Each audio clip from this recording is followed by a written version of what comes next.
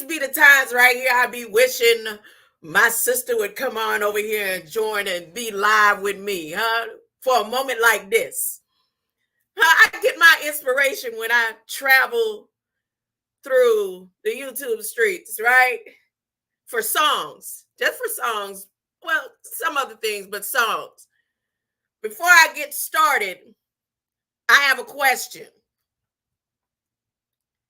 Here's my praying,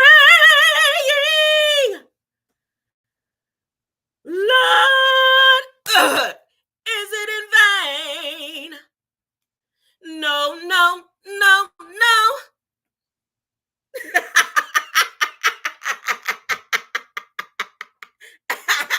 Only a demon would tell the world that the way they try to look, and if they look in a certain way, is vain when they steady trying to be a Guinness Book of World Records.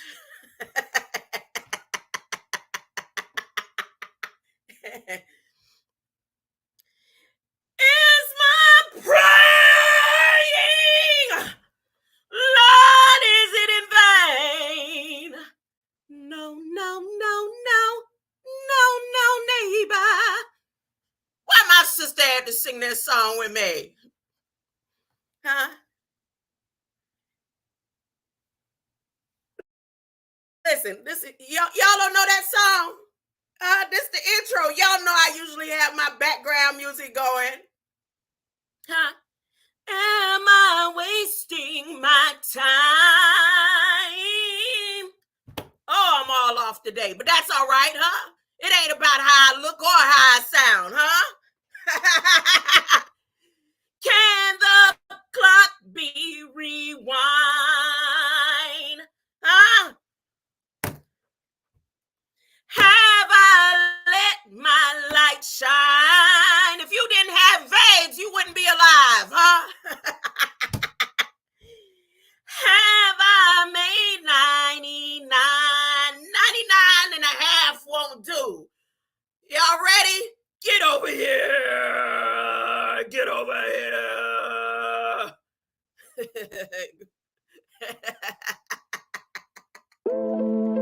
Get on over here. Let's go. Let's get it.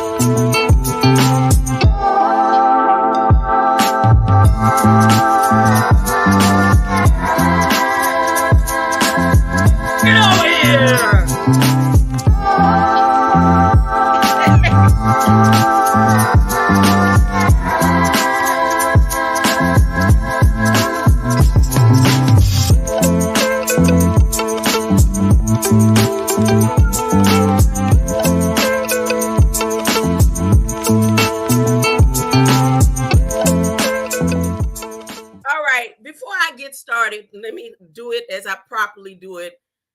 That intro was specifically for my inspiration for the day. So if you go back just a couple of minutes at the beginning of this, You'll hear me quoting the song, "Is my living in vain?" I don't care nothing about the psychology and the reverse psychology that goes through these echo chambers. I don't care nothing about that. If you didn't have veins, you wouldn't be here right now. A person like me, my grandma didn't say it wasn't right for me to be vain. She just told me, she said, "Get out that mirror, girl. You're so vain. Get out that mirror, child." But then we grew up knowing that our living wasn't in vain because of the Clark sisters. And it was okay to know, that you need to have some vein,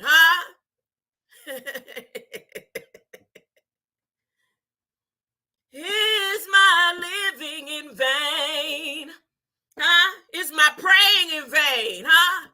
Unless I invite you. And if I invite you and you've been talking dirty to me and talking about me in slick ways all these years, you should know it means something. It's not over until all the angels singing. My mind is God's mind. I'm always reflecting divine wisdom and divine intelligence. My brain symbolizes the capacity to think wisely and spiritually because God's ideas unfold within my mind in perfect sequence. I'm always poised, balanced, serene, and calm no matter what's been going on all these years. I remember one time I told one of the elders, I said, "I lost my mind." She said, "If you lost your mind, you wouldn't be here right now. You didn't lose it, God put it on in a reserve somewhere, I'm always poised, balanced, serene, and calm, knowing that God has provided the perfect solution to every single one of my needs, You say amen. I say, God, you promised. You say lie. I say, God, you promised. God is going to keep his promise. King Ellis! Hey, that King Ellis, It's always good to see you, King Ellis. Always, always. Look, I got some analytics questions. Y'all know I don't be putting nothing in my chat talking about Cash App and all that. I don't do that. And I definitely don't do and say, "Hey, sub here" and all that. But this is to all the world in this generation. This message is to all the world in this generation. And according to my analytics, the 1,000 people that's been watching me, 88 people been steady. Only 5 people are people that are subscribed to me. I'm asking, out of you 88 that has been regular, I'm not making this up, I can screenshot it. 88 of you that have been coming over here and watching, that is not out of the shorts. Those are just like instantaneous analytics. But it says I have 5 people who are sub to me that come on a regular. That's it. But it's 88 people that have been consistently watching me. You 88, can you please press that sub button? Because this is to all the world in this generation. You don't have to donate anything, You already listening. You already listening.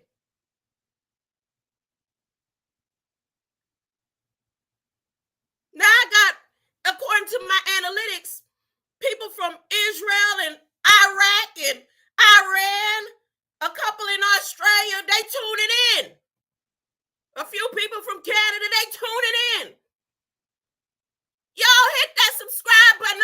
I'm not asking you for nothing. It's just this has to go to all the world in this generation. How about that? How about that? Let me get it.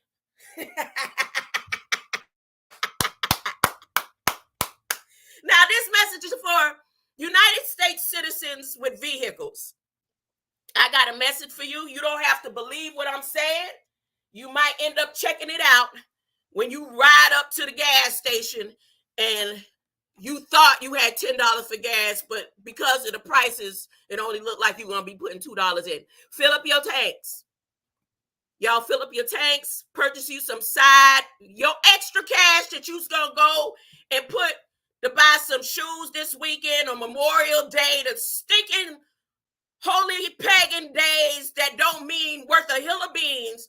You going to get all dressed up for and barbecue for and all that after y'all finish celebrating and spending your money and wasting your money on it. The gas price is going to be sky high. Ask me how I know. Federal Register. I told y'all, Federal Register is a historical, reoccurring revelation. So go fill up your tanks, put some gas cards on reserve, get all your gas points. Like Latrell Tinwell, you've been traveling all this time, and I told you the best thing to do is get one of them pilot gas cards, so that every time you fill up, they give you extra points and gas and all that. They give you points. I've been saving up these AARP points. AARP points, and I don't have a vehicle, but guess what? My daughter will be able to have points on gas, so I'm glad I done saved up over 10,000 points. I'm glad. I'm glad, because the time is coming. Oh, somebody from the government that tuned in. How do I know? I study to show myself approved. I told y'all I know this Federal Register like the back of my hand. I know this Federal Register like the back of my hand. Let me show y'all something. Let me show you this real quick. Before I get to the Biblia, I want to continue with the Biblia today. It's going to be just me reading the word. And this Bible is called BIBLIA INnOCENTIUM. Did I spell it wrong? Oh, goodness, look at me. I only put one in. Let me fix that. Can I fix that while I'm live? Oh, look at me. Put a lowercase m. Let y'all know I corrected it while I was live. There you go. There you go. So let me click this Federal Register to show you all the way back from Bush times. Anytime they do this, the gas prices go sky high. They try to get their pockets full after the holidays, after they so-called holy days. Here we go. Now, I'm showing you the one from the original one, the original document, right? See this? Executive Office of the President, 5/28/2003. I'm showing you this one from 2003, right? Biden just did another one. Every time they've done it, they did it during Obama. You go through the dates and the times when it was done, and if you go through history, that's when gas was sky high.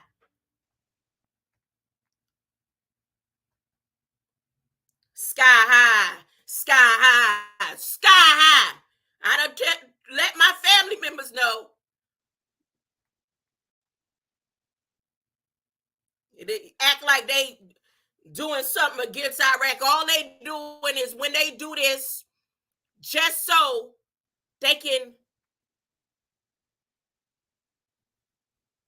push the gas prices up and make it seem like it's a problem coming from the other side when it's coming from this side.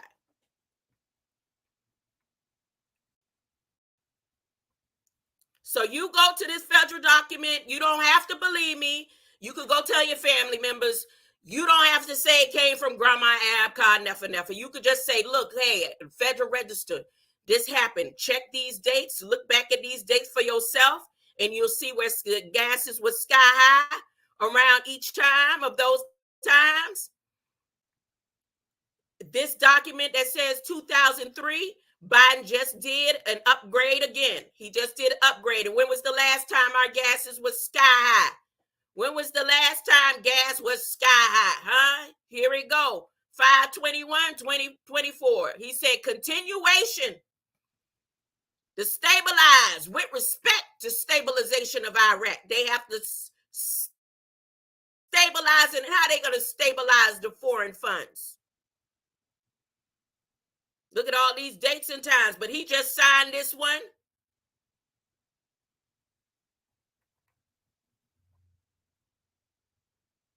On the 20 at 11:15 a.m. Now, you don't have to believe what I'm saying to you, but don't act like you ain't know. When after y'all finish eating all that poisoned meat, barbecuing on grills and everything else that some gonna do on Memorial Day. A memorial of what? Huh?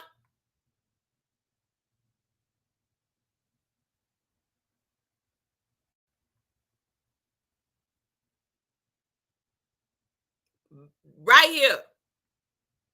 Gas is gonna be sky high. That's not no prophecy. That's historic. Reoccurring event.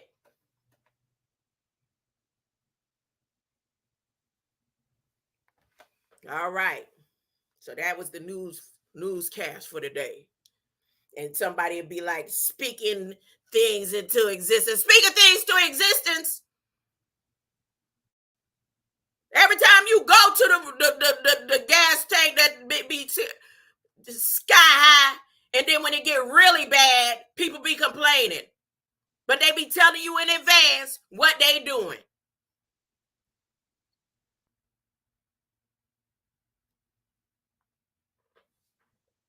So now, let me continue with BIBLIA INnOCENTIUM. I was enjoying that so much, I had to figure out another way to read that. Now, I go to Internet Archives often, King Ellis. Internet Archives is where you can find a lot of Dr. Malachi Z. York's information. Like, I got stuff right in my face. But when you just want to read and flip the pages on the computer, you could go right there. The Emerald Tablets there. The Leviathan is there. So as I struggled yesterday reading out of the National Archives, the Library of Congress, I thought about it this morning. I said, oh, wait a minute. Why I didn't go? And the thing about BIBLIA INnOCENTIUM, you can use different voices, because a lot of the recordings that I've done, you can use different voices to read it for you. But I'd rather just go ahead and take my time to read this out loud. I have time. I already took care of business as usual for today. So the company that I'm going to be working with, where I can set my own schedule and everything, they already have me all set up. We did a system check and everything. All that was done and taken care of today. Yes. So my schedule the rest of this week is free and flowing. Free and flowing to do as I please before I have to get in on this commerce stuff. It's time for me to get out of here. I did some exercising this morning, King Ellis, right? But it's hard. I'm trying to save this arm. I mean, it's the heat coming from it. Again, all the right things that I'm doing, it just seemed like this right side and this ticking in my chest and this blurry vision just ain't going nowhere. And I dare not. I'm not going to no emergency room. I'm not doing it. I'm not doing it. I'm not doing it. I don't care. I don't care. I don't care. It's my time. It's my time. If not, it's going to heal and reverse like I've been doing. These days, and all that I got laid out on the table, and all of the experimenting they've been doing on me all these years, ain't nowhere in the world. It is what it is. If anybody asks you, it is what it is. And again, I'm not living like it's the end of anything. I wouldn't be sitting in my grandchildren's face and telling them, these are my last days. Nope. We playing like I'm going to be living forever. Eternal life. Before, I used to be preparing my granddaughter. Now, every time she hear me, she say, we live forever. We live forever. Forever. When she was asking me about her uncle, my son, looking at the wall, asking me questions about how her mommy was playing with her uncle and why her uncle ain't here. And I said, you forgot what I told you, your uncle? He ain't gone nowhere. He in your DNA, girl.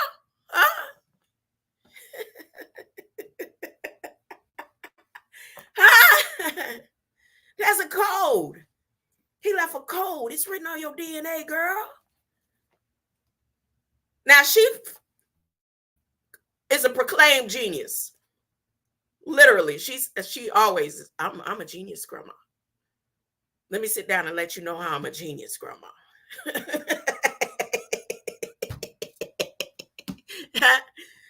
So it's not like I'm talking over her head or putting stuff I'm a genius, grandma. Let me explain it to you. Let me break this down for you, grandma. You get it? She loved to say that too. There's a couple of things she done did with me and I had to stop. I really had to think because I'm slow. On the giantism side of my DNA, I'm slow.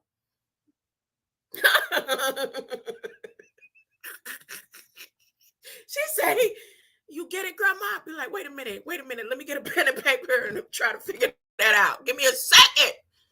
Huh? Let's get to the BIBLIA INnOCENTIUM. Here we go.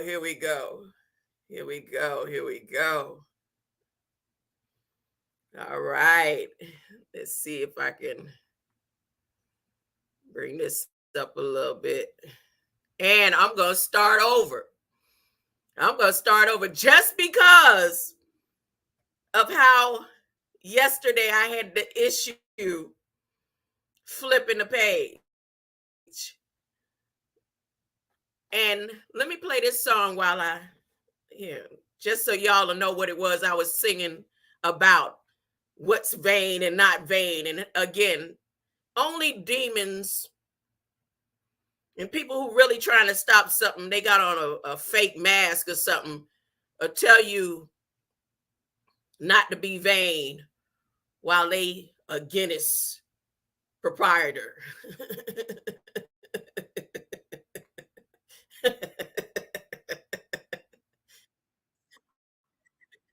Wait, hold up.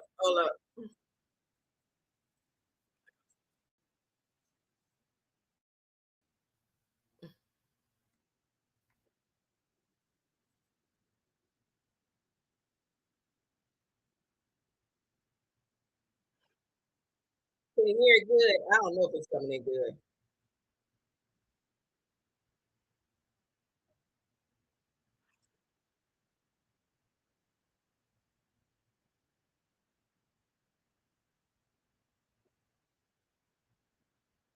Wait a minute. We grew up at one of these concerts. Hold up. Hold up. Here you go. This might be one of these concerts. We was inside in the audience. I don't know. My mama loved to go to those little gospel concerts. I want the Bay Area to know one thing, that I'm an addict. I'm addicted to God's word. I'm a drunker, because I get drunk in the spirit. I'm hooked too. Hooked to something I can't turn loose. I gotta have it. My habit is I can't stop serving my Lord. I'm a pusher too, because I have pushed God's word. I be tripping too. Instead of trips on LSD, I take them with GOD, and it takes me higher.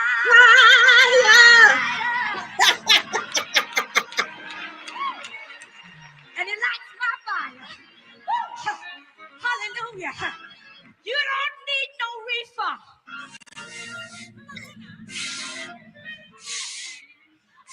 Some of y'all looking at me funny. You may be guilty, but you don't need no refund. All you need is Jesus. Let me see your hand. You know what I'm talking about. Say yes. Yes. Is you living in vain? Just somebody say, is you living in vain? Up the road is eternal gain.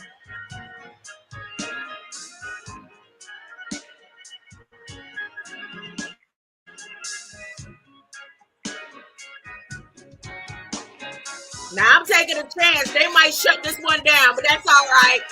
I hope not. Clark sisters, give me some leeway. Come on now. Is my living in vain?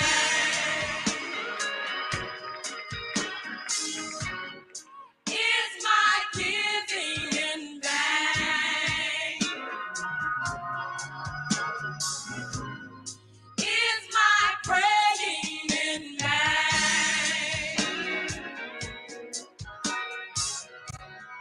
Is my fasting in vain?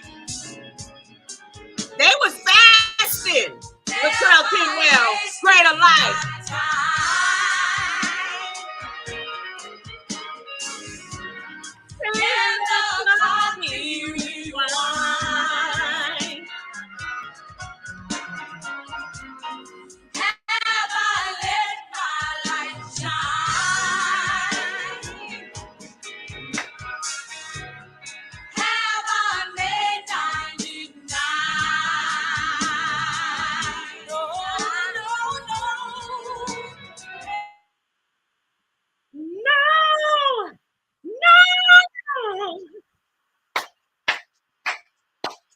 It's not honest. No. Is it your game? Here's my praying.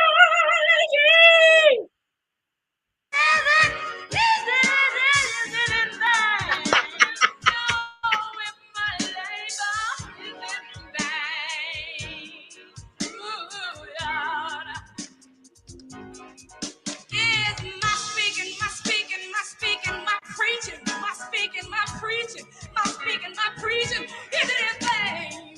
Here's my playing the organ at all these churches from Sunday to Sunday. I wonder, is it in vain?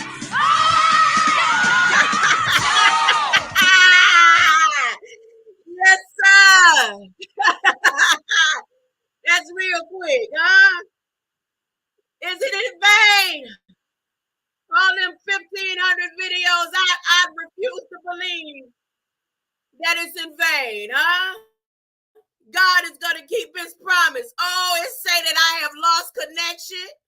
It doesn't say I lost connection. They may come over here with a copyright strike. That's all right. I could come back and repeat the same thing over again and just take out the Clark sisters. Huh? Because I can sing it just as good because I mean it from the deep down in the depths of my soul. Huh? Yeah, StreamYard talking about your browser has lost connection. Let me check. Let me do a mic check. They love to do that. Because as soon as you hit that link, somebody in the federal sources of YouTube, the YouTube police come right in through StreamYard. As soon as you hit that X. I learned that a long time ago. We're trying to share your screen again, restart your browser if this continues to be a problem. So as soon as you hit that X, it'll be a problem. So I'm not clicking out. Let me do a check through my phone. Let me see. Yep, nope, I'm still coming in. Latrell Tinwell, can I get a mic check? I'm doing good. I'm not going to hit that X. Oh, no. Well, let me go ahead and start reading. Huh?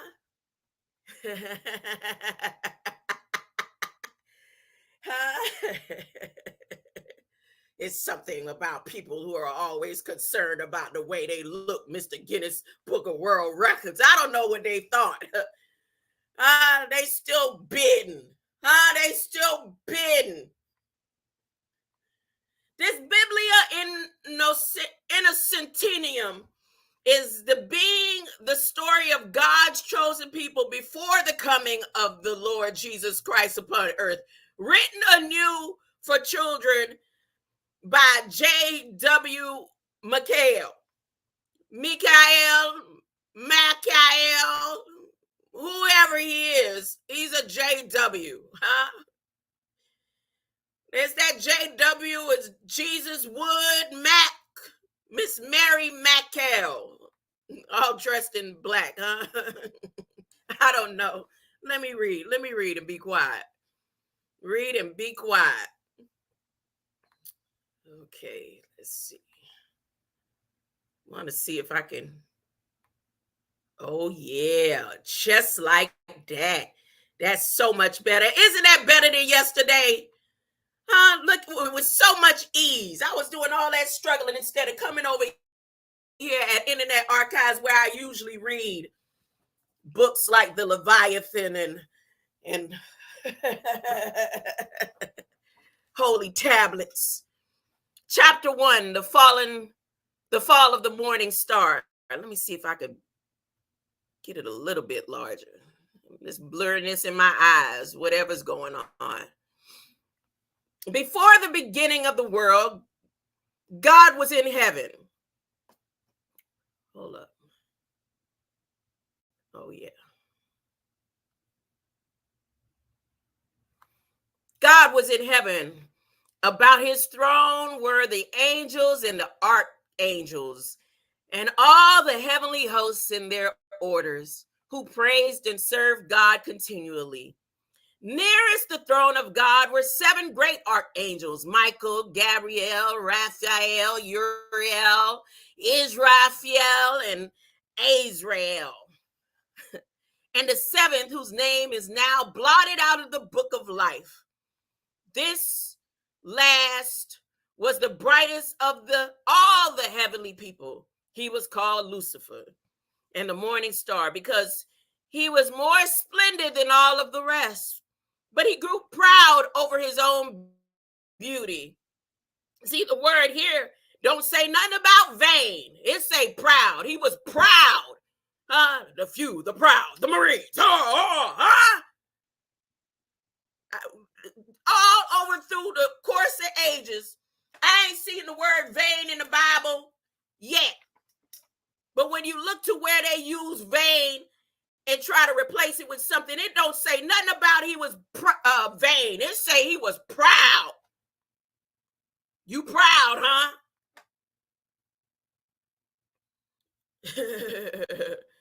Love is stronger than pride. This was the brightest of all the heavenly people. He was called Lucifer, the morning star, because he was more splendid than all of the rest, but he grew proud of his own beauty. And though he was next to God, nothing would content him but to be first of all. He wanted to be the first, huh? And to sit in God's place on the throne. Therefore, he plotted to cast down the Most High and become Lord in heaven. And a third part of the heavenly, flip the page, host joined him, being dazzled by his brightness and thinking of him as great as God. He was so great, he said, look, God is in your veins. He said, but I'm the few, the proud, and the Maureen. I'm the few and the proud. Now, which side you gonna choose, huh?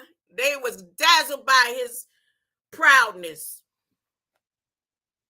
Then there was a war in heaven, and the faithful angels, with Michael and the archangels as their chief captain, won victory over Lucifer and the rebel angels and drove them out of heaven.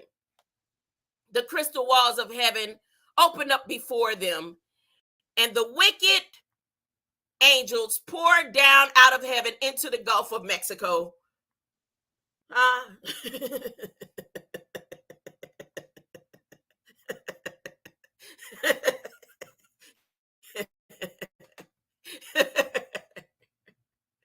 The Dragos, the Rodriguezes, the dragons. Then Michael and the victorious angels returned into heaven, and the walls closed again behind them, and there was peace. But the place nearest the throne of God was empty, and the brightest of the morning stars had fallen out of heaven. Then, to fill up the dark, empty place and restore the splendor of his house, it pleased God to create man. So again, God created man before he created the first light, on the first day, the fourth light on the fourth day, before he created trees and all the earth. He had already created a type of man up there in heaven with him, according to this that I'm reading. And as I go and compare King James Version on parts that may have been excluded and added and taken away, it confirms, it says the same thing. But the place nearest the throne of God was empty, and the brightest of the morning stars had fallen out of heaven. Then, to fill up the dark, empty place and restore the splendor of his house, it pleased God to create man. He only created man as a replacement of the devil. And as Lucifer had fallen from the place next to God through pride, again, through being proud, through his pride, yeah, God ordained that man should rise to place next to God through humility.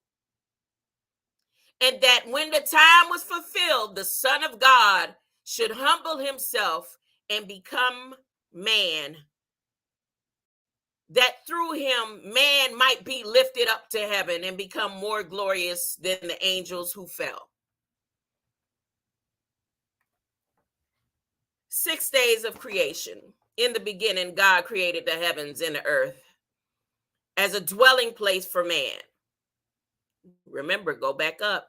He had already created a set and type of man next to him on the throne in heaven to fill the space where Lucifer had left.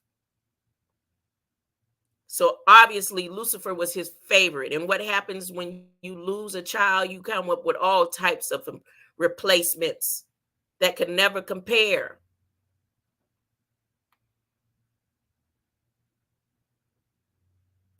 So he filled that empty space, and we act just like that fallen one. In the beginning, God created the heavens and the earth as a dwelling place for man. The earth was without shape or light or substance, void and empty, like boiling steam of darkness, till the Spirit of God spread out his wings and brought it over it. So God has wings too, huh? I'm just saying, I never truly imagined God with wings.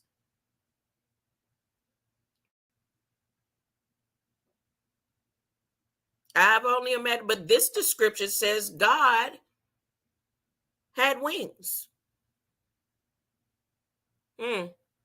For 6 days of creation, God wrought in the house of man to make it perfect. On the first of the 6 days, God said, "Let there be light," and there was light. He looked at the light and saw that it was good. Then he divided it from darkness and called the light day and the darkness night. So there was light before he put the sun, the moon, and the stars.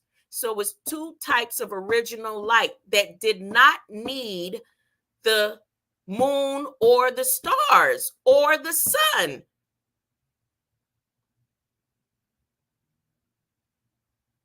That light, is that light in you?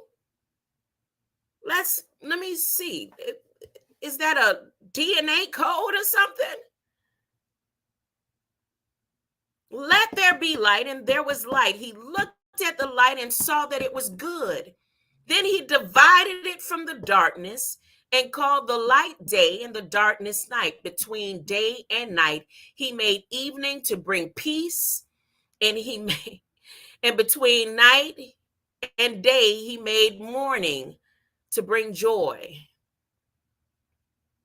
So the evening and the morning were the first day. On the second day, God divided the world of waters, parting the waters above from the waters below by the strong arc of the sky, which he stretched between. Below the sky, there was nothing yet but the steaming waste of waters. Above it were the clouds and the storehouses of rain and snow. So the evening and the morning were the second day. And on the third day, God drew the dry land out of the waters and below and gathered them into one place by themselves. And the dry land was earth, and the waters in the hollows of the land were the seas. So here's that description of hollow earth being created at the same time. Then he created out of the earth grass and all kinds of plants and trees with their leaves and flowers and fruit. So the evening and the morning were the third day. And on the fourth day, God created lights in heaven to divide the day from night and to give light on earth and to be signs and seasons and the days of the years. And again, for me in my own particular awakeness or awareness to two types of creations, I always knew about that. Two different times that there was two different creations. I knew about that. My father showed me that from the lost books of the Bible when I was young. I was a teenager. He bought this book specifically for me, Lost Books of the Bible. I think I was 11 or 12.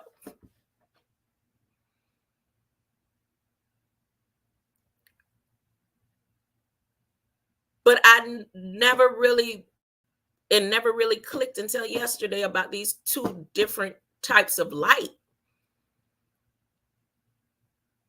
in the two different days. Light on the first day was created, and then light on the fourth day.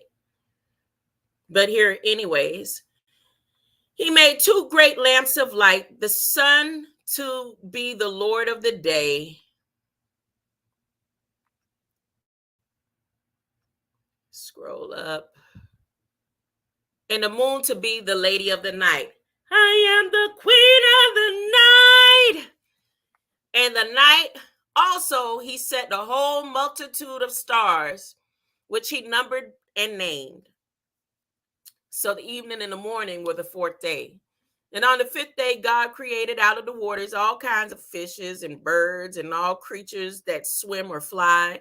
Then he blessed the living things which he made and commanded them to multiply. That sound like a rap. So that the waters might be full of fish and the land full of birds. So the evening and the morning were the fifth day. And on the sixth day, God created out of the grounds all the beasts, both wild and tame, and all the creatures that walk and run and creep upon the land. Thus the house of man was made and furnished. The green earth and the sea, both filled with living things, and the sky above them, the waters, the sky, the sun, the moon, the stars, the evening, the morning, the night, and day. Then, seeing that the house was ready and that all was well and made and ordered in it, God created man out of the dust of the ground. There is the second creation of a man, a type of man. Making him in his own likeness and breathing his own spirit into him, and blessed him and gave him lordship over the whole earth and all that lived in it. Thus God finished the 6 days of his creation. And on the seventh day he rested from his work as well and was well pleased, seeing that it was all good. Therefore he blessed the seventh day and appointed it to be the day of rest. And for the delight over the new world, the morning stars sang together, and all the sons of God shouted for joy. So all the sons of God that he had created in place of the morning stars were the angels. Oh no. Oh no, don't do that. I don't know how I clicked out of that. Oh no. What's going on? What did I do? Oh no. Oh no, no, no. Give me a second. I was actually looking down, cleaning the computer. You can chip in. Oh no, I'm good. I can't chip in right now. I can't. Load this back up.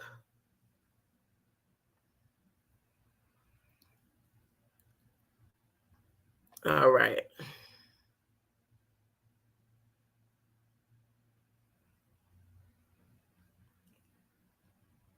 Zoom in. Let me continue. Let me come over here and check to see what's going on. Hey there, Mr. Smith. Do you, Mr. Smith? Mm-hmm. I hear you, Mr. Smith. I hear you. Mm-hmm. Actions speak louder than words, don't they? The Garden of Eden, the whole earth then was fresh, green, and bright. No rain fell, but a mist rose from the earth daily and watered the ground. But in all the earth, the most beautiful place in the garden was the Garden of Paradise, which God planted eastward in Eden. A wall ran all around it. Again, this is where you know that the beings, the first beings, were builders. Adam was created. He was the only one placed in the garden. He was placed in the garden to talk to all the animals because all the animals, majority of the beasts could talk. But the builders,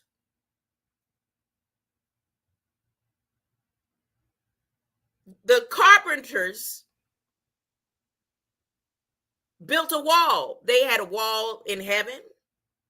It says the wall, they opened up the gates and let the fallen morning stars out. They hit the Gulf of Mexico and stood hidden for a moment. They went into the Gulf. And I guess to protect this creation, that the morning stars and the suns that he created in place of Lucifer's spot, they decided, because they were so happy to see this new creation that God did, it was like, okay, we're going to go ahead and put a wall of protection. So they were the first builders, and Adam was just in the garden. So, but in all the earth, the most beautiful place was the Garden of Paradise, which God planted eastward in Eden.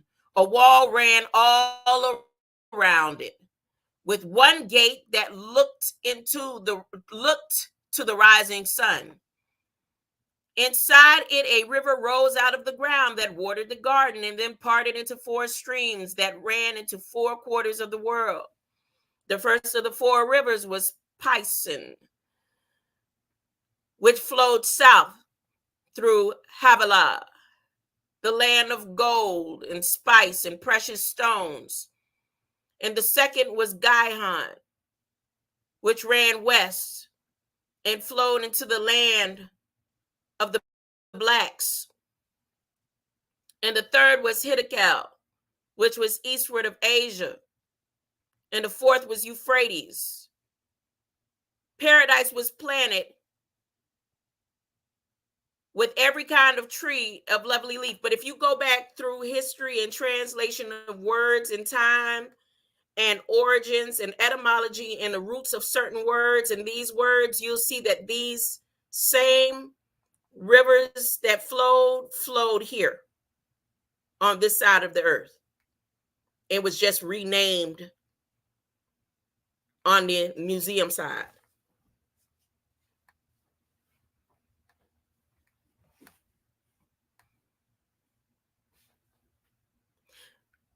Paradise was planted with every kind of tree that is lovely in leaf or good for fruit. Now, when they did the civil engineering on one of the places, like I can only look back in history of my people and my origins.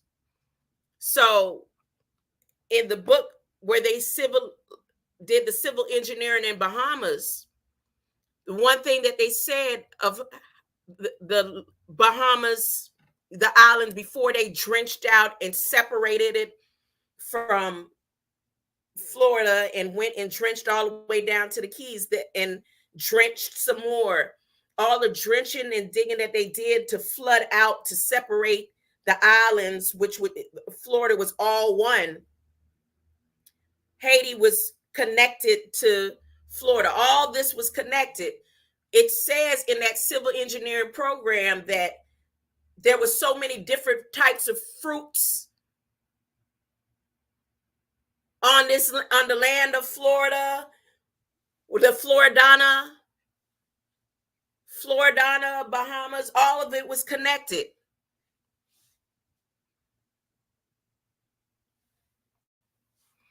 Anywho, paradise was planted with every kind of tree that is lovely in leaf or good for fruit. And in the middle of the two trees grew side by side rose a higher than all the rest. One of the tree of the tree of knowledge of good and evil, and the other the tree of life. In this garden, God put, my eyes doing that blurry thing. Just give me a minute. And let me stop for a second.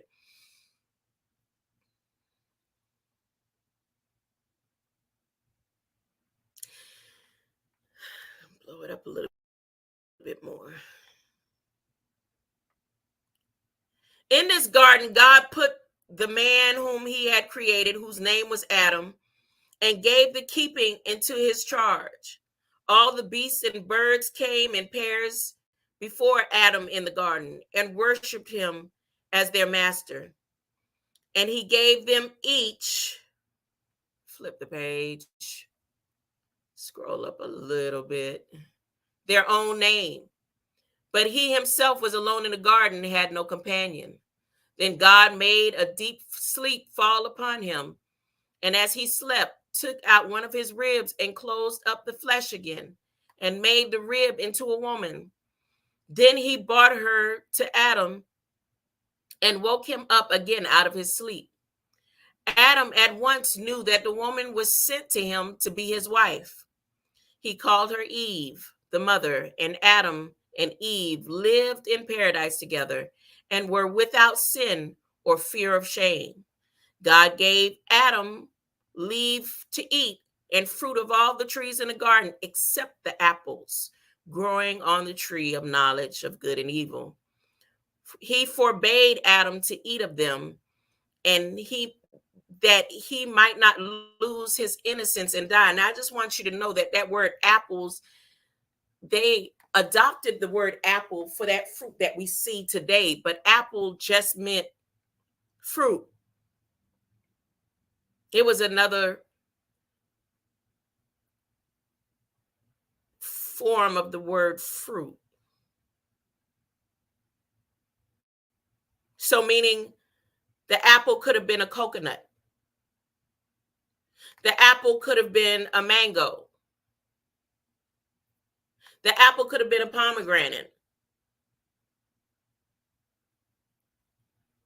So it was just reiterating the word fruit by stating apple, which through the transition and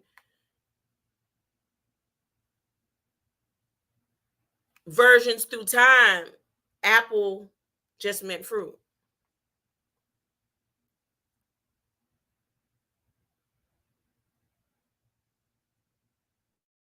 Now we could go into software etymologies, up-to-date computer commerce etymologies, separate app and the less and all that good stuff within it. But I'm just letting you know that even though we think an apple a day will keep the doctor away, huh? An apple a day will keep the doctor away, will it? Seems like apps just happen to get people more and more open to what the knowledge of good and evil is.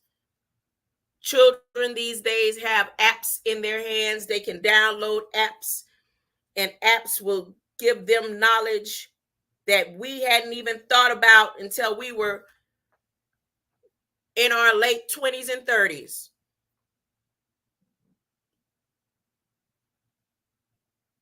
I'm just saying. But anyways, he forbade Adam to eat of them, that he might not lose his innocence and die.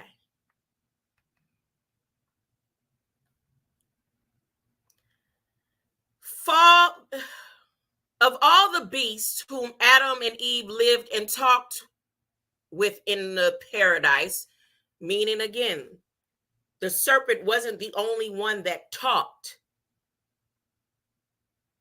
And we know that animals and birds could talk because we have at least the knowledge of birds being able to speak. You say, well, the birds are the only one that were able to hold on to a language, because I've heard with my own ears a parrot talk. Now, a parrot has a bird brain, but the parrot can literally speak. That is the one proof that animals had a language and can communicate with man on the same type of verbiage or mechanics that we use our tongues. It's only saying that the serpent was the wisest. So Toucan Sam could talk. The monkeys could talk. Why do you think it wasn't so hard for Cain to go and find him a wife in the land of Nod? He didn't have to convince them. He didn't have to take it from the monkeys. All he had to do was go and conversate with them. Look, I can't hang around man. I'll be killed. I'm marked for death. Can I come and I mingle with y'all? You know, we's a different kind, but we could be the same kind. You closely knit to me.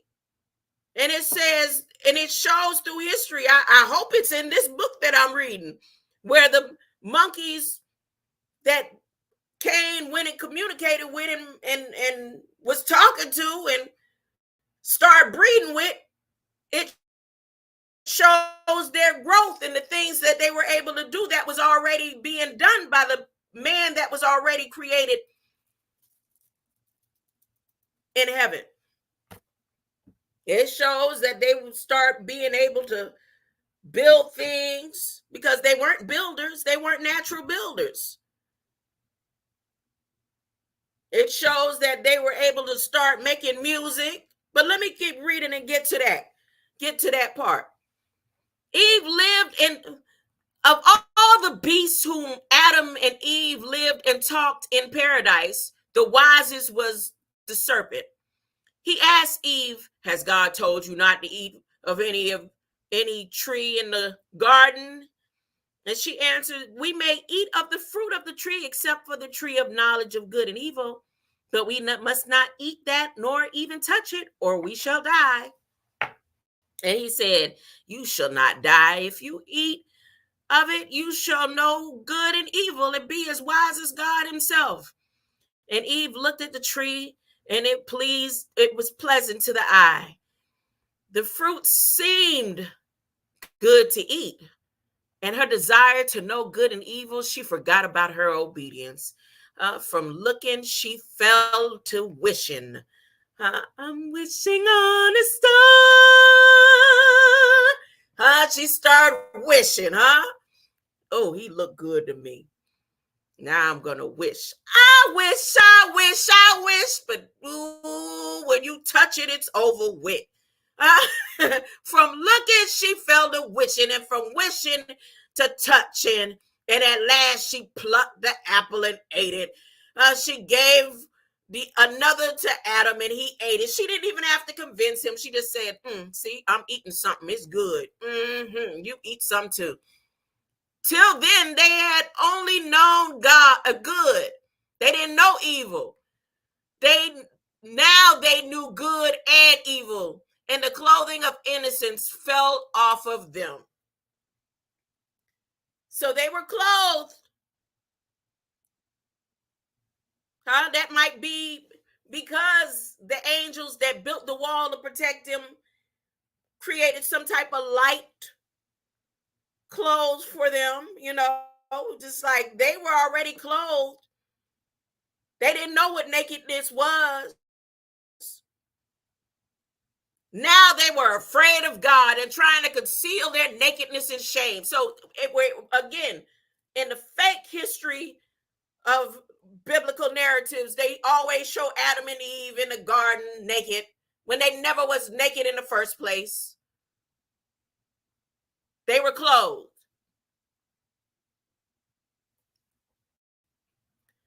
They made themselves covering with figs and leaves and hid among the trees and all the rest of the day. So now they gonna go hide in the trees. They didn't have a need to hide anywhere else.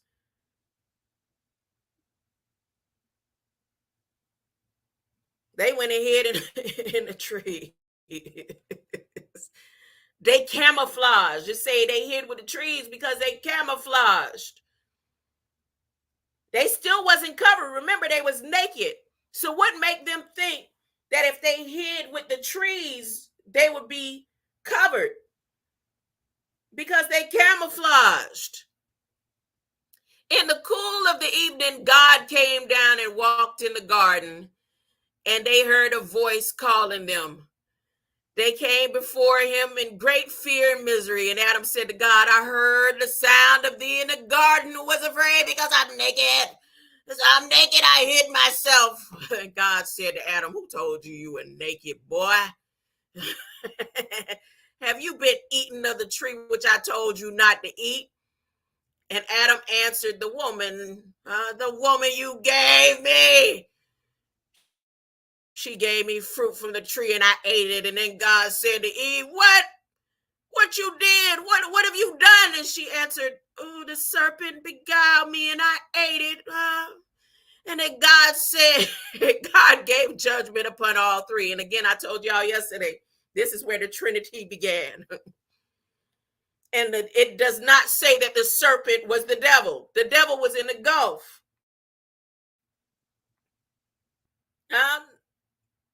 The serpent was just another beast, another animal, another creature that was created. This happened to be wiser than the parrots, wiser than the lions, wiser than the whales, wiser than the elephants, wiser than all the creatures, wiser than what they call a unicorn. Wasn't a unicorn, the rhinoceroses. It was wiser than all because it had already been there eating. It's like nobody else gonna eat that. I can eat this right here. And the thing is, God never lied. Now they gotta die. It's just that they're not gonna live eternally. Then God gave judgment upon all three. He condemned the serpent to go crawling on the ground and eat dust forever. And Adam and Eve were sentenced to be driven out of paradise and not to eat any more of the tree of life, meaning it couldn't have been an apple. Because if it was an apple, that means it couldn't have been what they put in our mind that the apple is. This fruit is still protected in the garden. It's in your code. It's coded in your DNA. This fruit that was in the garden, remember the garden ended up being protected. No one went in or out of this garden after. And if you have people that believe that after the flood, all these different things. They still find it to this day, 10,000 years ago, 1,000,000 years ago, 300, 500,000 years ago. They still digging up stuff. Talking about before it existed this, but they ain't found the garden yet. Because if all that other stuff can be found, they find this stuff all the way at the bottom of the ocean. You got people who literally talking about, because you know they ain't been to the bottom of the ocean, but you got people on they streaming talking about they finding plastic and garbage at the bottom of the sea. Come on, man. Ain't nobody been to the bottom yet. Huh? Ain't nobody been to the bottom yet, because if they've been to the bottom, they'll know exactly where Lucifer, when he was cast down, where he at. Ain't nobody been down there. Well, maybe the Nordics that go down there and whisper in his ear through Murdoch Station. Maybe they do know. Yeah. I'll say that. My bad. My bad. Yep, they got them tubes going down there feeding him, waiting to raise him up. They showing all the results of that in Federal Register. He condemned the serpent to go crawling on the ground and eat the dust forever and ever. And Adam and Eve were sentenced to be driven out of paradise and not to eat any more of the tree of life, for it did not grow anywhere except in the garden. Labor and sorrow was sent into their life, and in the end they had to die. Let's scroll over. Next page. They had to die. Wait a minute. Did I skip something? Let me go back. Okay. Yeah. They had to die. The ground was cursed to them and made to bear thorns and thistles, and only yield food by hard work and the sweat of Adam's brow. And Eve had to bear her children with sorrow and pain. Then God clothed them both with coats of skins, meaning whatever, when he created them, and however their skin was, or their covering, which was clothed in innocence, after they came from camouflaging with the trees, God put skin. This is when epidermis came into effect. Coats of skin, and drove them. People imagine animals, but at that time there was no killing going on. Remember, the animals spoke. Do you think God literally, killing hadn't even existed yet? Can you imagine any of the beasts that God would have came to put clothes on them? And God would have been crying and yelling and screaming, God, what did I do? Why I gotta be cut and put skin on them because they sinned? No, God literally took skin, and this is where skin came into existence, and drove them out of the garden. Because whatever they was clothed in innocence, they was able to live forever. Skin is where we die. This skin, every day, when you take a bath, you see the skin, the dead skin, come off in the tub water, unless you don't really bathe, huh? There you got a lot that don't claim baths, huh? But because we know that skin is a symbol of death, everything you touch leaves your DNA all over the place. Skin is a covering of death. That was the first sign of death, this skin that we're in. But before that, whatever they were clothed in did not produce death. It was eternal. It was an eternal clothing.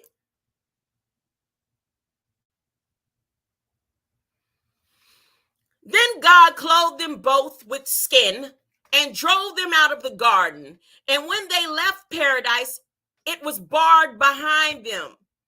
And the guard of angels at the gate with flaming sword that turned every way. Now, this is where you see there were angels, there were people, there were beings that were living properly.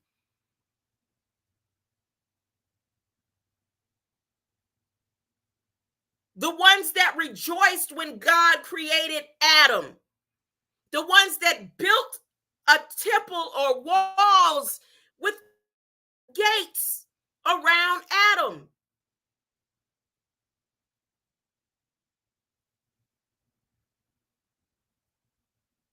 So now they have to be there to guard what was created perfectly. So now they become soldiers. Here they go. They have to become soldiers. So paradise was lost. Paradise is barred behind them, and a guard of angels at the gate with flaming swords that turned every way, so that no man thenceforth might be able to go in and eat of the fruit of the tree of life. Now, if this place had a wall built around it, and they're always digging up things, talking about 500,000 years ago, there is a place somewhere with a wall. Like, sometimes they show through history, National Geographics, they've gone down and they see roads paved around the bottom of Florida, roads, and I'm talking about pillars larger than any pillars that exist to mankind, golden roads all around these parts of the land. And as they steady digging up stuff thousands and thousands of years ago, there's a wall somewhere that shows proof of where the garden is on this earth. I mean, if this Bible is historical facts, and every time you turn around, they're digging up stuff that they say it existed in the Bible. And then they're digging up stuff that they say existed before the Bible. Then they're digging up stuff that they say existed before civilization. But they still can't find that wall. There was a wall with gates. And I wonder, are the angels, do they have to change shift? The ones that are guarding it? The mark of Cain. After Adam and Eve were driven out of paradise, they had two children, Cain and Abel. Abel was a shepherd and Cain was a tiller of the ground. But Cain was proud and displeased God. See, Cain followed and became proud. It doesn't say he was vain, huh? It don't say he was vain. He was proud. The proud. And when they were both making sacrifice to God, Abel of his sheep and lambs, Cain of his fruit and corn. God accepted Abel's offering, but refused Cain, and Cain's face fell. I mean, he got the mean mug. And when he and his brother Abel were alone, he struck Abel to the ground and killed him. Now, mind you, it doesn't say anywhere here and nowhere else in the scripture where Cain was cutting the what you call it to make the sacrifice to God. Doesn't say that he killed the lamb to make a sacrifice to God. It's just like our word thank you is a sacrifice.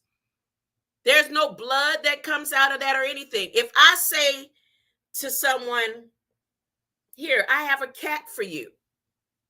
Here's the best cat. I've raised all these cats, these kitties.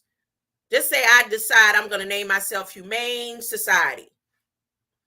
And I have all these cats, and every month I want to dedicate and give a sacrifice of my cats, but I have to give the best one just to say that I'm appreciative of even being here. If I go and hand the cat over to a person and I go and I say, I don't want to give them my kitty. I love kitty, all, she perfect. She's the perfect cat, but I'm gonna give them this little Siamese cat that I got here that's withered and hungry. It don't eat as much as everybody, and it, whatever. I'm gonna give them this cat.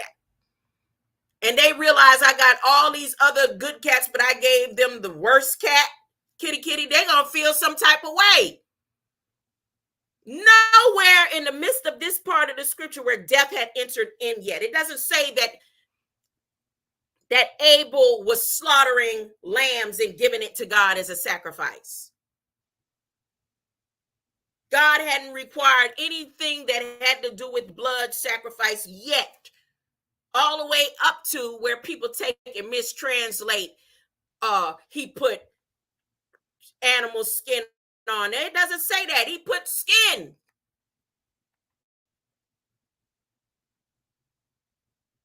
Now, Cain, with all his holiness, he was a whole plant. I'm a vegan. I'm a vegan. And he couldn't even give, he was so proud that he was a vegan. I'm a vegan. That it would be easy to give God the best fruit. Right? Look, I can get corn. I can give you all this. Yeah, you can have the best. Thank you. Nah.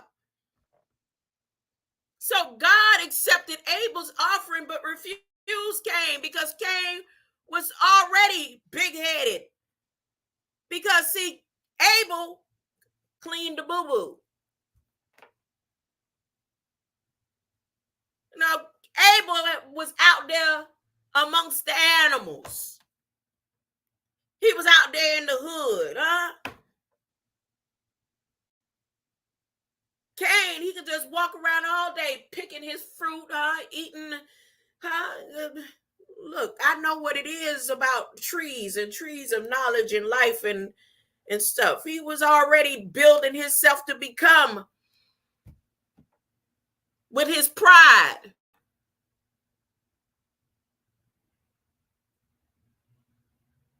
And God accepted Abel's offering but refused Cain. And at that, Cain's face fell. And when he and his brother Abel were alone in the field, he struck Abel to the ground and killed him and buried the body, thinking that the murder would never be known. Now, why would Abel think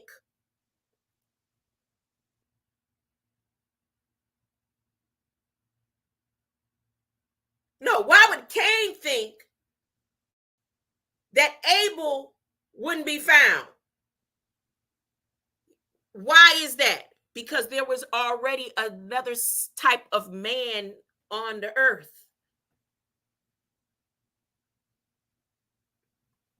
If it was just Adam and Eve and Cain and Abel, why would Cain in all of his intelligence and all of his eating and photosynthesizing high vegan mentality ever think that the murder would go on? Because there were other beings, the other type of man that had already been created.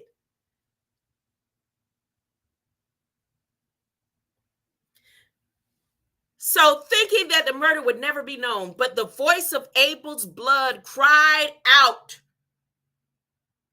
to the ground, out of the ground to God. Why? Because there had never been any spilling of blood where people take it mistranslated. God wanted Cain to give him and all that. No, it wasn't like that. God wanted Abel's sheep slaughtered. It wasn't like that. The first spilling of blood happened at that very moment. And the earth cried out. So the earth has a voice. The ground has a voice. And God called Cain and said to him, where is Abel, your brother? And Cain lied. So now we got the first spill of blood and the first lie. Well, actually, the first lie came from the serpent, which was not the devil. It was just a beast that lived in the garden and spoke just like the birds, and just like the elephants. All of the beasts spoke. They had a language that they can communicate with Adam.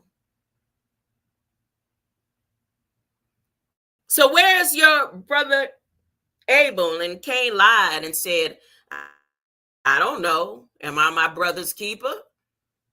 Like, I mean, you got all these people on earth that you could go mess with. Why are you bothering me? Therefore, God laid a curse on him to go on tilling the ground without its yielding anything to him, because he split his brother's blood upon it. He spilt his brother's blood upon it.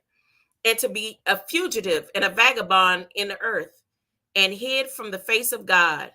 Cain said to God, my punishment is greater than I could bear.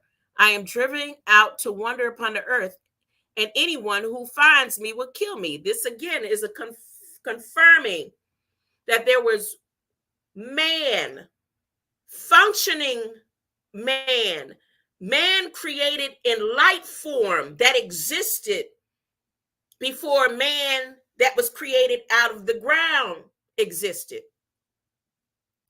So he says, anyone who finds me will kill me. Then God set a mark upon him that he might be known, and promised that vengeance should be taken sevenfold upon anyone who killed him. So because of the earth crying out, the light beings was on guard now. Like, wow, blood. This is the first sin, it was the first true violence, the sound of violence that cried out from the earth. So now they're on alert. So Cain asked for the mark so that he wouldn't be killed. No, God marked him because Cain didn't want to be killed. He didn't want to go through the same thing that he did to his brother. But who was he talking about if ain't nobody existed?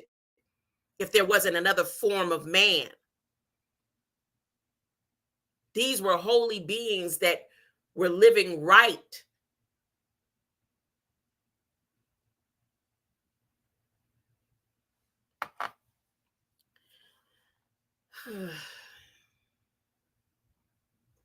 Then God set a mark upon him that he might be known, and promised that vengeance should be taken sevenfold upon anyone who killed him. And God did that so that murder wouldn't become rampant.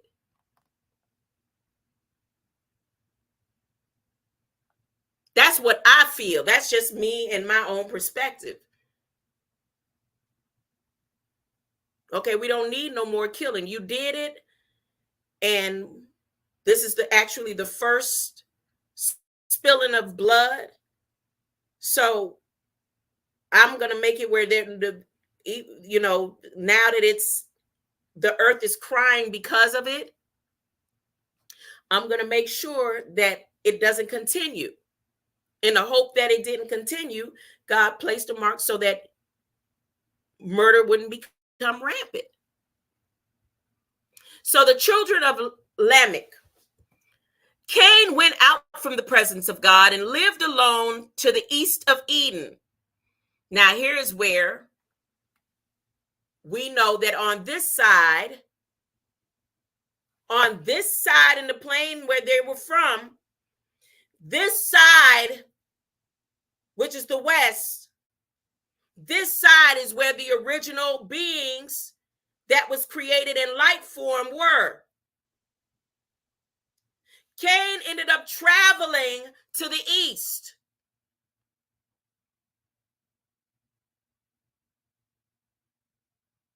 Cain ended up traveling to the east of Eden. So he left the west side and went to the east side, right? Okay.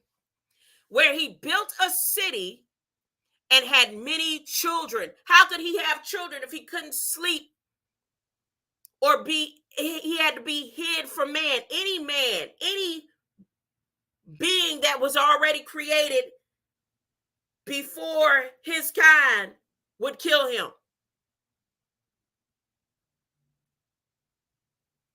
And even though that mark was put there, it says he traveled as a fugitive and a vagabond. He didn't consort with the man that he felt would kill him. He was always in fear. So he lived alone to the east of Eden, where he built a city and had many children. How could he be alone and have many children? He was alone from man, the type of mankind, because Adam and Eve didn't have any other children at that time.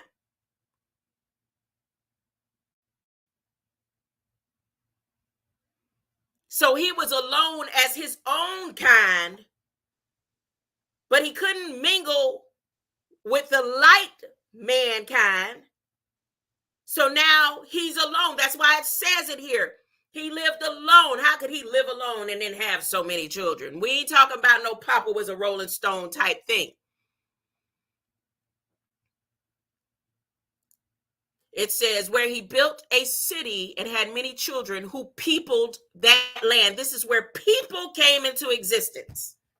I told you, when it comes to commerce, they say first you are considered property.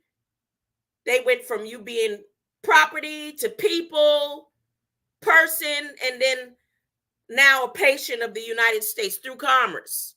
But people was somewhere in the midst. And this is where people came into existence. It says who peopled the land. Long afterwards, one of his family called Lamech, who was old and nearly blind, met something as he went in a wood that he thought was a wild beast, and shot two arrows into it. But this was Cain. And the first arrow shot him dead, and the second killed Lamech's own son. When Lamech found out what he had done, he made great lamentation, crying to his wives, "Hear my voice, O wives of Lamech. Listen to my speech. For I have slain a man." Hold on. "For I have slain a man," one moment, "wounding, and a young man to my hurt. If the vengeance for Cain is sevenfold, truly the vengeance for me shall be 70 times 7. Lamech had 3 sons and a daughter. 2 of his sons were called Jabal and Jubal. Jabal was the first of all men to live in tents. See, this is where I remember I told you, once it shows how Cain, when he went to the land where it was the beasts that spoke like monkeys and all them, this is where they start showing their growth. So it says Lamech had 3 sons and a daughter. And remember, Lamech was related to Cain. Every people that came from the west were descendants of Cain. Lamech had 3 sons and a daughter. 2 of his sons were called Jabal and Jubal. Jabal was the first of all men to live in tents and keep herds of cattle. Jubal was the first musician and invented harps and pipes. The third son was called Tubal-Cain, invented the use of metals, and was the first workman in brass and iron. But Lamech's daughter, Naamah, was very beautiful and became the wife of one of the fallen angels. See, now this is where remember, Cain, none of his family was intermingling with the first. Now, because she came out looking different than all of the other people, finally they got a beautiful, so-called whatever they call beautiful then, to look appealing. To all this time, whatever weirdness they had going on didn't appeal to the fallen.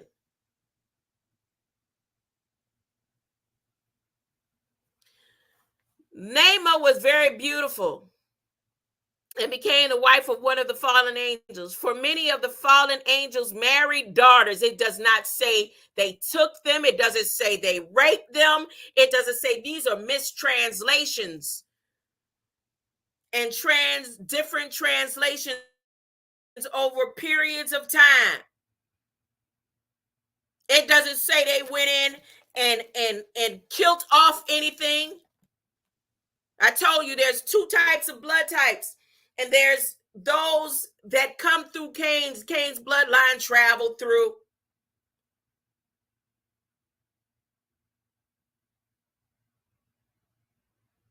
And then there was a set of beings that lived righteously by God.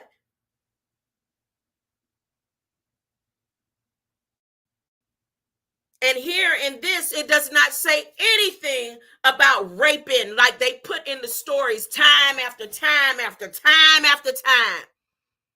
It says Naamah was very beautiful and became the wife of one of the fallen angels. For many of the fallen angels married daughters of men when they saw them to be fair and had children who were giants and mighty men of old.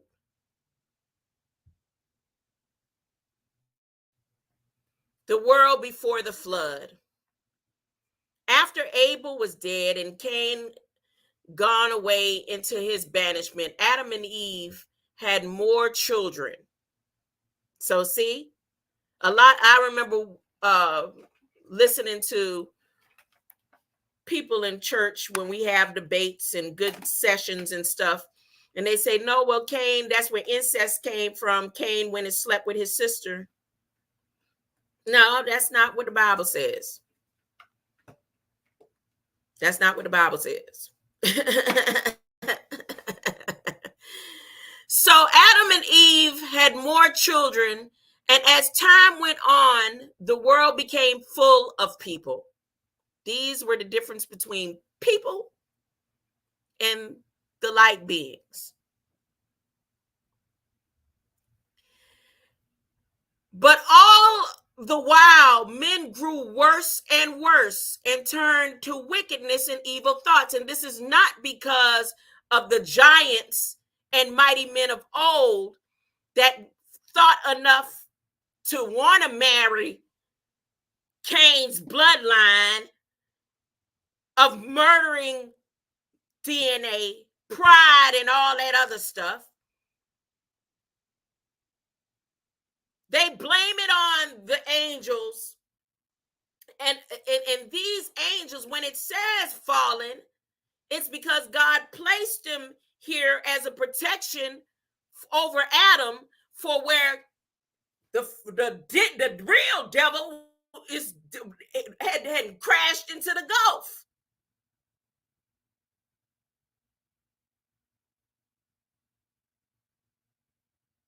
So Adam and Eve had many more children. As time went on, the world became full of people.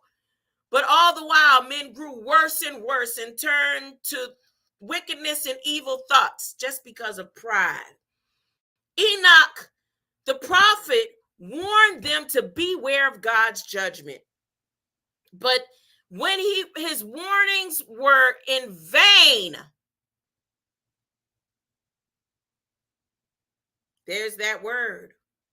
How I started off. Is my living in vain? Is my warning? Here's my warning, my warning, my warning, my warning, my warning in vain. God took him up alive to heaven in a chariot of fire, and he did not see death. After him lived Noah, who walked with God upon the earth. He was a just man. He was a good son.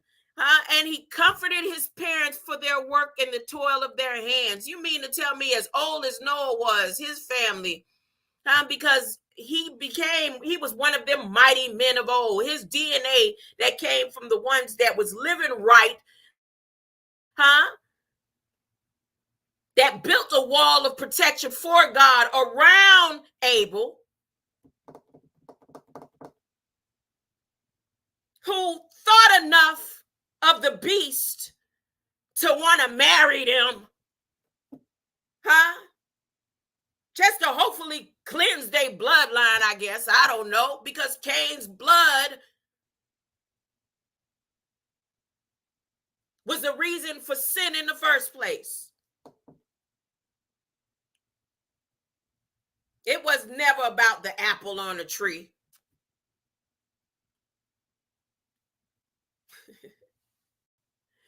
So Noah, through DNA, he was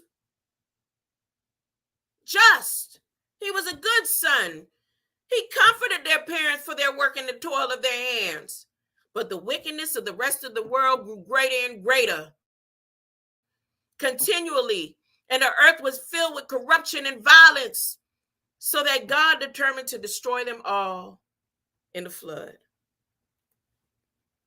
God warned Noah that the flood was coming to destroy all that was alive on earth except Noah himself and his family, and one pair of every kind of creature, which would be saved along with Noah in the ark. Then at God's bidding, Noah began to build an ark of wooden planks and beams, and built it diligently for years until it was finished. This wasn't one of them overnight 1-year boats. It had 3 stories, and people be saying, how can you get that? You know, right now, if you go and I hate to hear this, and I know many have heard it. They don't believe that Noah's Ark was built, but they believe in the Titanic. They don't believe that Noah's Ark was built, but they go on cruises.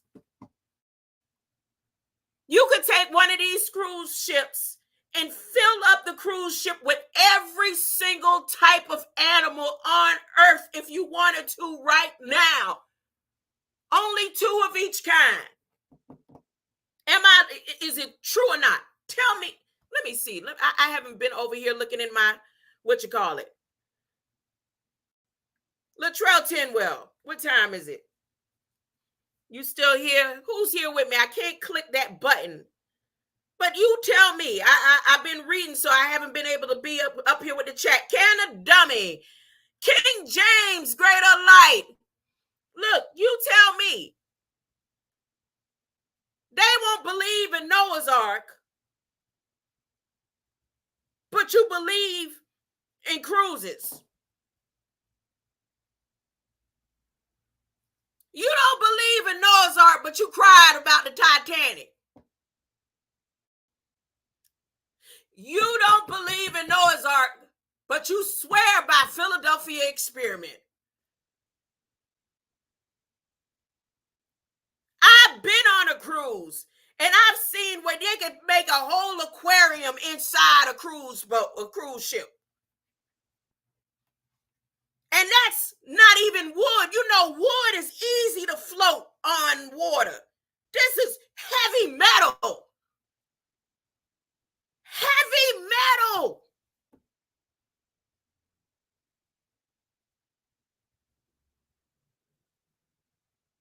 That just knocks everybody with all they non-comical sense that live in this day and age and believe that boats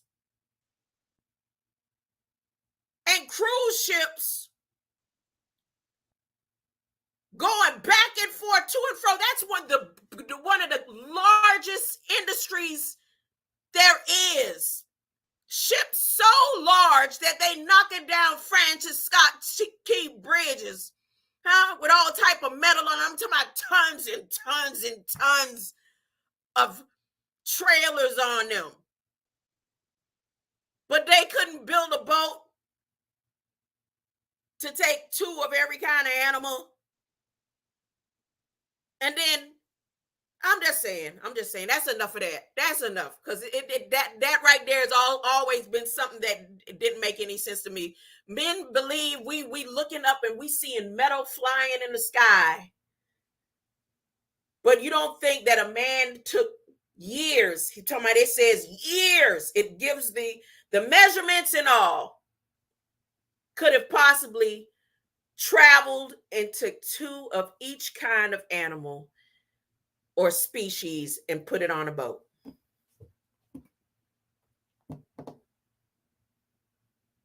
Stop going on cruises. Don't you ever, don't look at going on a, hey, who want to go on a cruise? Anybody want to go on a cruise? I'll show you. You go on a cruise and you'll be like, dang, this boat is big. And it be the smallest boats too. I ain't even been on none like the Royal. 3 stories. 4 stories.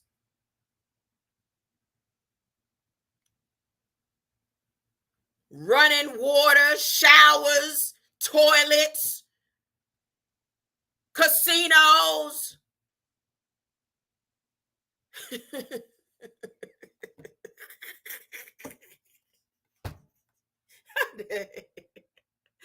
I think I'm gonna close off from here. Let me see if I want to. Let me just read the first part of Noah's Ark. Okay, let me read the first part and end it. After, let me see, that God took him up alive in heaven in a chariot. Noah walked with God upon earth. Okay, God warned Noah that a flood was coming to destroy all that was alive on earth except Noah himself and his family and 1 pair of every kind of creature, which were being saved along with Noah in the ark. Now remember, Noah was actually a descendant of the giants. So he was a descendant of the giants. So his height and all to build that, and his family members, depending on how tall they were, because even after Noah's Ark, you still had remnants of giants that existed. And you see that in stories like the story of Esther, because remember, Mordecai was a giant and he was so big, after she tricked him, that Haman, who was also a giant, he was a giant kind that wanted to get rid of all the sin in so many ways by putting it on top of sin, on top of sin, on top of sin. But he said, yeah, when we finish, by the time we finish getting rid of these fake jujus that caused all this sin in the first place, we gonna hang Mordecai. Mordecai was, they had to build a gallows 75 feet tall in order just to get him to drop without hitting the ground. Now they show remnants of that in history, whether some of these museum mummies are fake or real. They always show some of these mummy museum funerary objects tall, real tall. But anyways, Noah himself and his family and 1 of every kind of creature were to be saved along with Noah in the ark. Then at God's bidding, Noah began to build the ark of wooden planks and beams and built it it diligently for years until it was finished. It had 3 stories with a door in the side and windows near the top, and was covered with pitch both inside and out to keep it sound and dry. Noah stored in it food enough to feed himself and his family and all the beasts and the birds and creeping things that were there with them. Now, how hard is that? If you see the amount of food that comes out on a cruise ship, and it don't be no, you just go and pay to eat. I'm talking about it's buffets. You don't even have to pay, and the food just to keep a coming. They store the food somewhere. I'm just saying. I don't understand how this had ever been so hard to believe for our time. At least there came a day in spring when the ark was ready, and when Noah went into it, his wife and his 3 sons, Shem, Ham, and Japheth, and their 3 wives, 8 persons in all. The creatures followed him. And they say, well, how did the creatures follow? And remember, at the beginning of the Bible, it speaks of the animals were able to speak. He didn't have to be like, whoa, whoa, and whipping them and all that. Now, through times, I guess they lost their language, but again, we still have remnants of animals that can speak in a fluent language.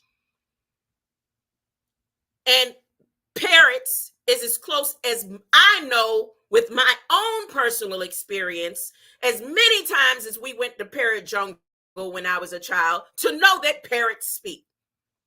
To know that parrots train. Parrots can ride a bike. You know, they train elephants. They train lions. But I'm talking about an animal that can literally speak. The lady that had my son, where my son died in 2001, she had a parrot that can talk.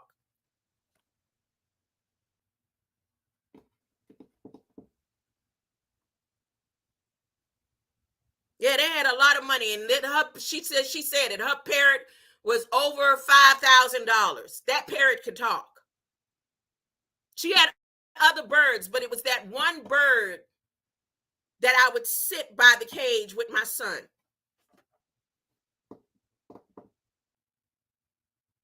And I would try to get the parrot to say my son's name, but the parrot was bilingual. It spoke predominantly Spanish.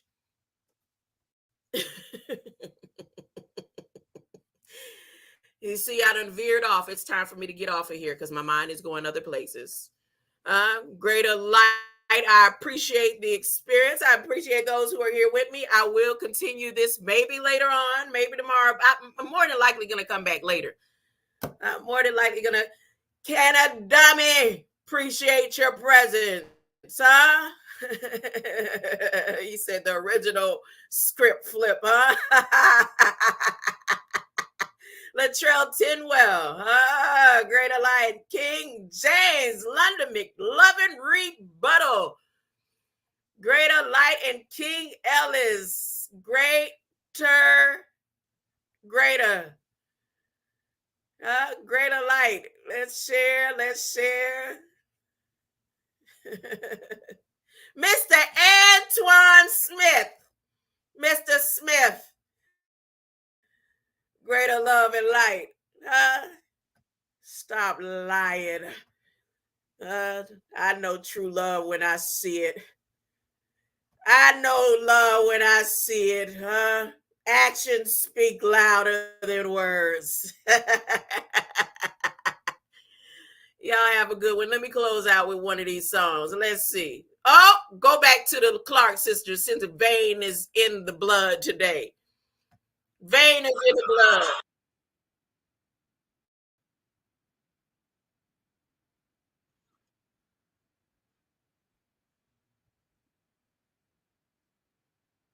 Uh-oh, it's not letting me unmute it.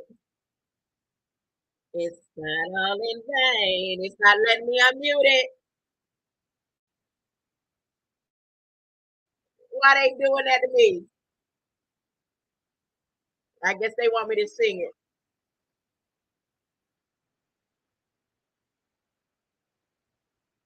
I tried. I tried. Don't let your living be in vain. Your speaking or your thinking be in vain. It's not in vain. Huh?